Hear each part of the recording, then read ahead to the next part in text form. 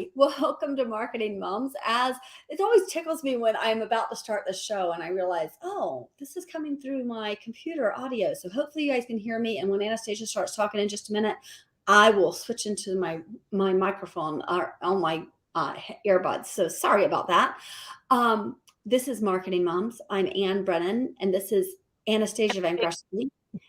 But if you're watching this, I want to say Anastassia is she's in witness protection right now, which is why she's very fuzzy. And so we've got a fuzzy version of Anastassia today, but it's really because she's in witness protection. So don't worry about it. She's good. I need to make sure from the office by the looks of it. I don't know why my internet works fine when my kids are trying to use it. Yeah, well, and we can hear you fine. So we're just going to keep going with this. But we're Marketing Moms. The idea behind what we're doing is to make marketing easy for you, because I was actually thinking about this morning, Anastassia, and I think I've told you this, but when I first started ASMM, so I run an agency. We run an agency together, ASMM Digital. When I first started it, I thought, oh, I better learn what the lingo is. What are people saying? What are the words they're using so that I look smarter and I sound smart? And I started to try doing that. And then I realized that really wasn't what people wanted. They didn't understand it. It made them feel dumb. And when I was going out to sell them, a lot of times the reason they bought from me, they signed on with me, was because I made it human for them. And so that's what Marketing Mom is all about. Moms are all about. We're here to make it more human for you, so you can take it and put it to work in your business. So that's our job, right? Yeah. So speaking of that, I want to remind you to ask questions. It's really important to ask questions. And you can do that just by leaving a comment. We'll actually see them here. So you can leave a comment and say, hey, what do you mean about community management? What do you mean about setting goals? Or if you have a specific question to your industry, ask it. We'll answer it if we can on here. If you ask it after the fact, when we're not live, we're still checking. And so we'll answer you without doing it verbally. We'll answer you through a comment back. And we'll probably do that anyway. But we are streaming live, which is why I'm telling you this. We're streaming live on Instagram, not on Instagram. That's the one we're not. Facebook, YouTube, and Twitter. Those are the three that we're doing. So Facebook, YouTube, and Twitter. And now let's catch up, because Anastassia was busy this weekend. I was very busy. Yeah. Yeah. My oldest did volleyball. She's playing club volleyball. So that means that we spent the weekend in National Harbor, actually. So it was close. It's our closest tournament, but it was a very long weekend. I think I'm going to be exhausted come May, at the end of May. But we have a lot going on. But it's good. It's fun. And she's only started playing probably just over a year ago. She started playing volleyball. And so she's really progressed, and this team that she's on is really, really good. And they came in second. The third set of the championship was a nail biter, and they lost by 2 points. So it was a really good tournament. So great. That's fun great. to watch. Mm-hmm. And it's nice to be. It was nice to be in the National Harbor, probably. Mm-hmm. Yeah, it was nice. Yeah, it was close, and it was hard. On Saturday night, we were there until 9:30, I think, and then we had to be back at 7:45 on Sunday morning. 7:45. So that was hard, because when we drove home and wound down and got to bed and sleep, it was time to wake up again. But but it was that's what we do, right? I'm sure I'll miss it one day. Exactly. I worked a lot this weekend, but not it wasn't bad. It was kind of fun. I had a nice weekend. Yesterday I worked at Black Coffee over in Foxhall. I think it's Foxhall, near DC, because I dropped Zane off downtown in Georgetown, and I was driving my big black SUV, and there's not good parking for that down there. So I drove a little outside and parked at a Black Coffee and went for a walk and had some coffee, had a sandwich, a BLT that was delicious. And then did some work and planned my week there. So that was good. So, and I saw my oldest son on Sunday night. So that was nice. And I saw my in-laws last night. So it was a good catching up weekend, because we haven't seen anybody in a while. So that's good. But that actually leads into community management. We're, paying attention to people around us, right? So that's our topic today. Most people don't think about community management. They kind of forget about it. And that is the most powerful thing about being on social media is suddenly you can create a community without people having to come to you in person, right? So that's what we're going to talk about today. Yeah. So I want to talk about goals, and I want to talk about realistic goals. Anastasia, we have a lot of clients. What are some of the least realistic goals you think people have? Oh, my thing is always the number of followers and the number of people they want liking their pages. And depending on the business that you're in, yeah, like if you're in a restaurant, you need a lot of people to be Right. profitable. But if you're a company that, does, actually, you know what, even a realtor, right? Okay, so a good realtor, maybe they do 20 to 30 transactions a year, 40, 50, depending on where you are, right? So, there's you don't need as many to be as good to reach the financial goals that you may have. So that's one of the things that I look at. Like I'm like, well, how many things do you like?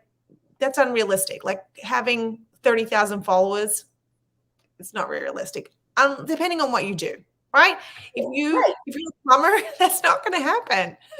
Oh, nobody's going to follow. Actually, very few people will follow you. The point of being a plumber really is just to be seen, right? It'd be nice to have a lot of people follow you, but I'm not. I don't even think I follow my plumbing company, and I love them, but I'm like, I don't care about following them. I just want to have that reminder that, oh yeah, I do have to call them about that leaky faucet upstairs. Right? And the thing is, you may not follow, but it doesn't mean that your stuff's not being seen. Exactly. So I think that is a misconception, is that they're not looking. Well, we look at the insights, so we see how many impressions, how much engagement posts are getting, and so you may not have very many followers, but you have quite a lot of people are seeing your stuff. So exactly. That's what's important.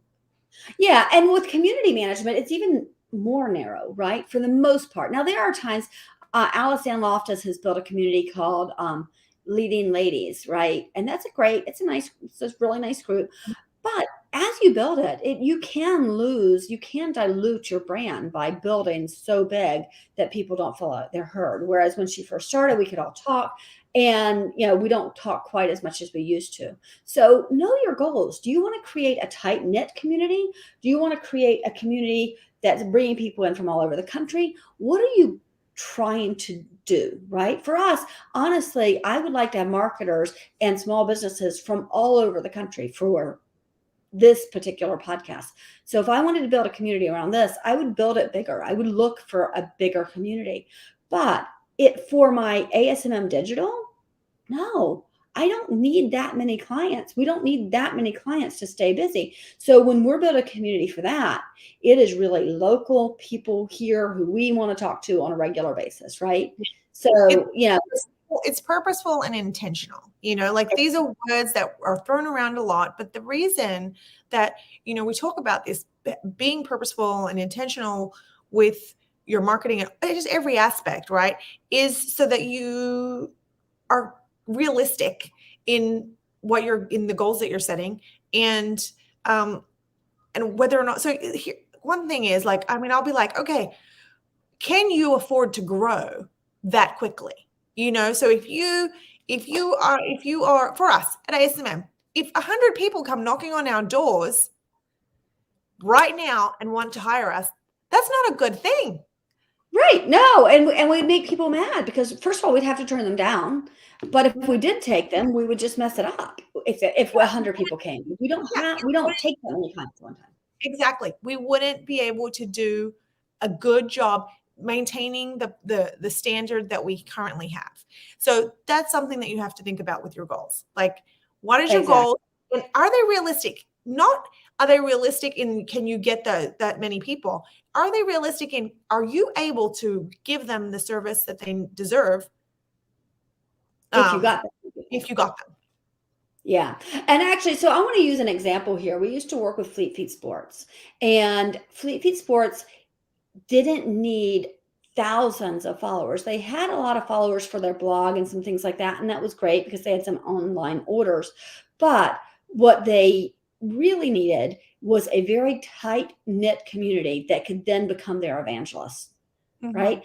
So their goal was to create evangelists for their brand, people who would go out and they would verbally tell people, hey, I want this. Or they would post a picture of themselves running with their group and they would tag them. So those evangelists mattered. So know your goals. What are you trying to create? If you're trying to create evangelists, you might not want a great big network. You might want a smaller network. But if you're trying to create fans of your, what does Dylan write? Dylan writes, teen, what do you call that? Teen fiction. Oh my gosh, I can't believe I can't remember the name of it. But if you want that, you probably need lots and lots of people for that. Oh, we are having some technical difficulties here. It says somebody has just messaged us and said they're not catching all of this, Anastasia. Oh. So my internet has now it had gone down for a minute, so it looks like it's back up. We're very honest here. We're not editing. Somebody said to me the other day, oh, I've got to send this off for editing and I've got to do these things. And I thought, okay, but really, why don't you put it out there and just see what people think? So hopefully you're getting this. Hopefully you're liking it. If it doesn't go well, let us know. We'll change some things. In the meantime, let's go back to where we were and what we were talking about. So I want you to think when you're talking about your community that you want to stay up to date. And I'm going to give you a good example of this. I follow other marketers on Twitter and in particular, I follow other marketers and I'm really paying attention to what they're doing. And I'm really paying attention to how they're helping people. So I create things like Google alerts for specific people who I really admire. I have Google alerts set for Social Media Marketing Society, right? And places like that where I'm like, I know I need to be up to date in this industry all the time, because then I'll be paying attention and we'll find out a day before anybody else about metaverse. And we can put something out a day before anybody else about metaverse, right? But if I'm paying close enough attention to these things that before they become mainstream. So pay attention, set up Google alerts for your industry, set up Google. We talked about cybersecurity. Cybersecurity is changing I swear it's as fast as social media as far as changes. So we have, for one of our clients, we have Google alerts set up. So we know what's happening all the time. So we can go to their community and say, hey, this is something new. Did you see this new thing that's happening in our industry? And it lets me keep his community up to date. So set Google alerts up. I'm talking a lot, Anastasia, because I created these lists, but Twitter lists are another way to do that. So I have specific things set up for specific clients so that I can pay attention to each of those industries. So Twitter lists are a really great way to do that. And then Anastasia, I'll let you handle this one. Hashtags. Oh, hashtags. Yeah, just know what's being used around. You can look at depending on the size of your business. I mean, we're always talking, we're probably reaching those small to medium sized businesses. So have a look at what your competitors are doing. Have a look at brands that you admire, especially if they're in your industry, and look at what hashtags they're using and what people are following, because making one up that nobody is following isn't going to do anything for you. So make sure that the brands that you're using are appropriately sized. So you don't want something that's like really, really big either, because then you may get your message is going to be diluted with others. But then at the same time, there could be spam associated with those. And we've been seeing that a lot with some of our businesses, that because we have used a specific hashtag, we're just getting spam as a result of it. So exactly. So pay attention to those hashtags. It is really, really important. Pay attention. Yeah. Look what's going on. Are they still effective? Like, we go through and check these things out. So do the same. Absolutely. Now, I didn't even know where to throw this one in about looking for your evangelist. I thought this was a good place to throw it in, because as we move forward, we've talked about goals. We've talked about paying attention to your industry. But as we move forward, we're really going to be talking about the people you're talking to. And that's really important. So I want to go back to that example of Fleet Feet. Fleet Feet, we were doing the one over here in Gaithersburg. Fleet Feet Sports in Gaithersburg had this one woman who showed up at every event that they had. And every time she did, she took pictures. Well, they could take advantage of this by saying to her, my gosh, thank you so much for sharing. Let us give you some Fleet Feet t-shirts, right? And then when she's out, she's running in her Fleet Feet t-shirts. People ask her about it, or she's taking a picture. She's basically a poster board for you. And you're helping her to feel like, man, she means a lot to you. So who are those evangelists for you? We pay really close attention to who's following us. And we're always talking back to everybody, but specifically those people, we're looking at ways to get them involved. And sometimes that's as simple as saying, hey, can you please, you saw that we just shared this specific thing. We really want to make that go viral. Can you help us by sharing it? Right? So if you can find your evangelist, we do this with burgers and bands a lot.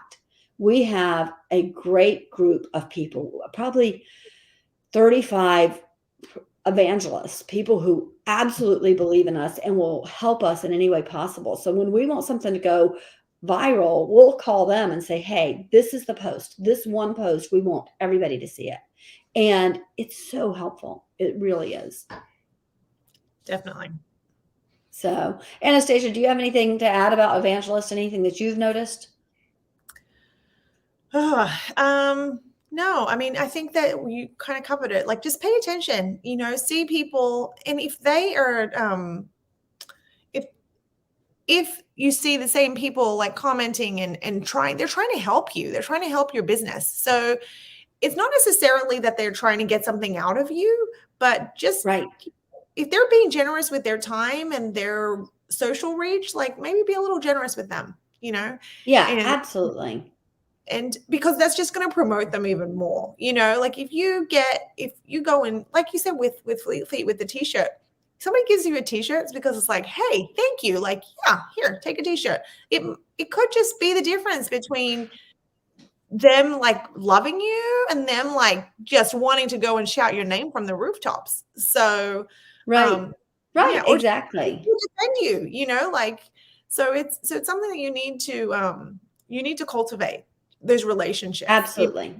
Business is Absolutely. all about relationships, and it's depending on where your followers are, with your relationship with them is how they're going to, how you treat them and how they treat you and how they promote you. So that's things to look out for. Absolutely. Absolutely. And, one of the ways that you do this is by paying attention to what they're doing. What are they listening to? What are they reading? What are they doing in general?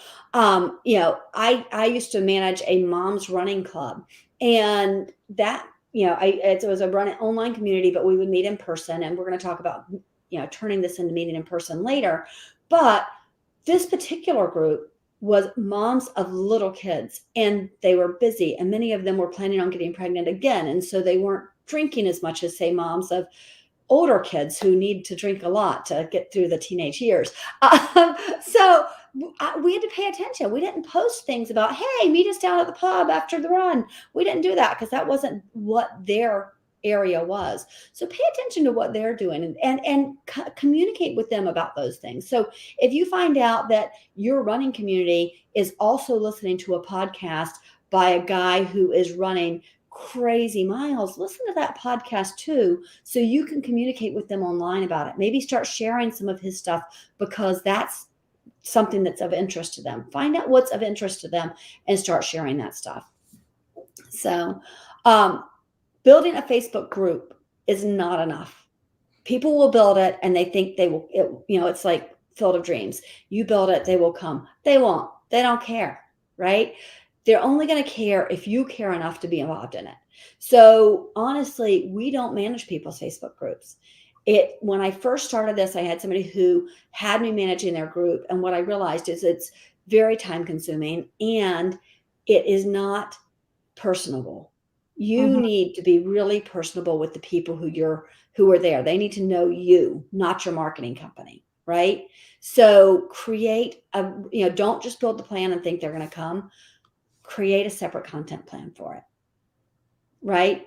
So think about what is it that you want to say in this group that maybe you're not saying on your regular Facebook page. Think about what are some of the content you can give them that is specific to them, that they're like telling their friends, hey, you should join this group because I'm getting recipes every day from this company, or I'm getting, and that's not showing on their Facebook page, that's only shown on their group, right? What Yeah. is that content that you can do, right? What can you give them? This is where you want to give, not sell, sell, sell. Yeah, definitely. It's all about, I mean, those groups are all about giving. I follow a group. It is an app that I started using called Down Dog, and it's a yoga app. And they have a Facebook group, and it's so it's very, very active.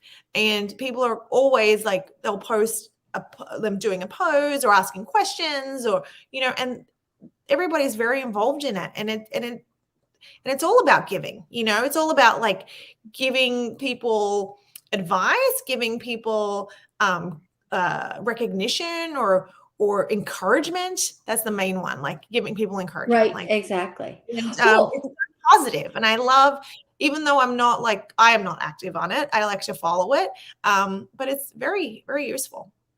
yeah, absolutely. And I was thinking about, so we just got a Great Dane, my little Luna Lou, and they have a Facebook page. The breeder had a Facebook page, and people who have gotten dogs from them follow the Facebook page, and we all post pictures there. And what they've done is they've created a community of dog owners, which is wonderful because we are following each other. So somebody lost their dog recently, and we were all very sad for them, and we talked about it and shared our stories. And or I say, hey, I don't know what to do. Luna's doing this crazy thing. What are you doing for your dog? Right. So there's a community. But why does that matter to the breeder? Well, because quite honestly, I don't know that I cannot for the life of me remember the name of the breeder I got Rocky from. It was 8 years ago. I don't remember. Yeah. But I remember this because I'm part of that community. Yeah. And right? The thing, dogs, that's an easy group to be a part of, right? Oh gosh, everybody loves dogs. Realistic. Be realistic. Yeah, you're not going to get a plumbing group. Yeah, depending on your industry, it is not realistic to say that people are going to want to be a part of your group. And you know what? Any home services, let's say that flat out. Any home services. Exactly. They don't want to be part of your group. Except there's two exceptions that I can think of right off the top of my head. If you create a home service group or a home service community that is specific to people who are flipping houses, or specific to new homeowners who are buying homes and need to know what to do, and you bring in a couple of other home service companies, you could probably create a community there. And then I was thinking about the guy, and I'm embarrassed that I don't remember his name because I loved him so much, who we met out in San Diego. Oh, I know exactly. He has a Facebook group, and he has made this community. It is all other plumbers who are trying to figure out how to grow their business. And now he coaches them and he makes money from it. So be creative. If you're going to create a community and you're like, you're not going to get a community of people who want to figure out how to, take care of their toilet. That's not going to happen. But if you're creative about it, you might come up with some creative ways to do that. Okay, so think about that. If you make it like a collaborative, between different home services where people can ask a question, and say, and absolutely. Talk about it. But it does, I guess, you could do that if you had but if it's just about plumbing, it's not going to work. Or if it's just about, absolutely. For the most part, there's exceptions to everything, so don't come hounding me when you're like, hey, I can prove you wrong. Yes, I'm sure there are exceptions, but for the most part, that's not what people are searching for. So. Exactly. All right. The other thing is to make sure you're emailing your community. They're in love with you. They're part of the community. They're really excited about being a part of the community. So email them, and don't always email them salesy things. Maybe email them and say, hey, we're going to do an in real life meetup. Pat Flynn. Oh my God. Pat Flynn has done an amazing job of this. He has meetups all over the country, but he couldn't have done that just by having an online community. He has the online community. He does public speaking. And then in addition, he does these meetups where he has people, but he sends it to them by email, right? Mhm. So being part of the community puts you on that email list so that you get to find out about these opportunities to meet Pat Flynn in person, right? Yeah. So think about how you're going to use your email to specifically this group, and that the stuff you're sending them is not stuff you're sending to everybody else. They're special. Maybe you're sending them stuff to say we're opening early tonight, or we're staying open late tonight just for our customers, just for our community. So think about doing that. So, and then meetups are huge. I have been doing meetups with different groups for years. A good example is I used to belong to a group called the Daily Milers. We would post about our running. And we went to Boston and had a meetup before the Boston Marathon. It was the most fun I've ever had, meeting strangers. Because we'd been following each other in this group for so long, it felt like we knew each other.